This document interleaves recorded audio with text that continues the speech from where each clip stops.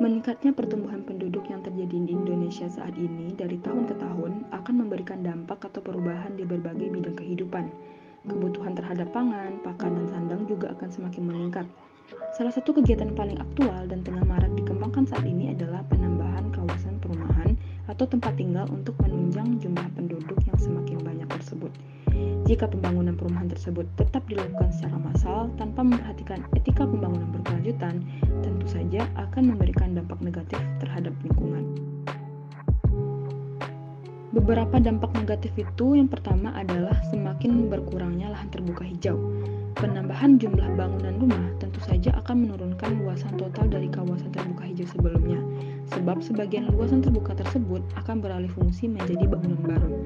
Pengurangan luasan kawasan terbuka hijau ini jika terjadi dalam jumlah yang besar, tentu saja akan berdampak pada penurunan kualitas lingkungan, seperti peningkatan suhu rata-rata, serta permasalahan kepadatan yang menyebabkan dibutuhkannya koordinasi lingkungan yang lebih baik.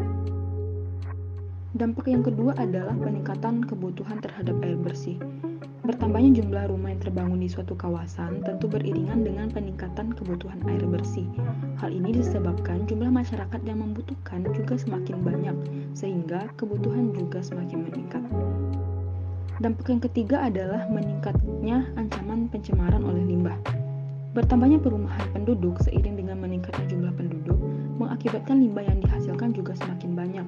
Limbah seperti sampah rumah tangga maupun limbah cair rumah tangga dapat mencemari lingkungan jika tidak ditangani dengan baik. Lalu dampak yang terakhir adalah kebutuhan terhadap energi yang meningkat, di mana peningkatan jumlah penduduk di suatu kawasan dapat menimbulkan perubahan lingkungan sekitar seperti peningkatan suhu rata-rata. Selain itu, energi yang dibutuhkan juga semakin besar, sebab yang membutuhkan juga semakin banyak. Contohnya adalah kebutuhan terhadap energi listrik. Lalu bagaimana sih solusi yang bisa dilakukan untuk mengurangi dampak-dampak tersebut? Salah satunya adalah dengan melakukan pembangunan rumah tinggal menggunakan prinsip wawasan lingkungan, yaitu pembangunan rumah tinggal dengan green building, di mana rumah green building ini akan dilengkapi dengan berbagai fasilitas yang dapat meringankan beban lingkungan. Beberapa fasilitas itu seperti penggunaan vertical part pada dinding rumah. Penggunaan vertical part ini diharapkan mampu menggantikan peran lahan terbuka hijau yang terpakai untuk pembangunan rumah tersebut. Kemudian rumah juga dilengkapi dengan DWT atau down water tank untuk memanfaatkan air hujan sebagai alternatif air untuk kegiatan sampingan seperti penyiram tanaman, mencuci kendaraan, dan sebagai flush toilet. Kemudian rumah juga dilengkapi dengan sistem pengemasan mandiri sebagai salah satu upaya untuk menangani permasalahan limbah organik rumah tangga. Kemudian rumah juga menggunakan sunroof sebagai ruang masuk sumber cahaya di siang hari sehingga dapat meminimalkan penggunaan lampu.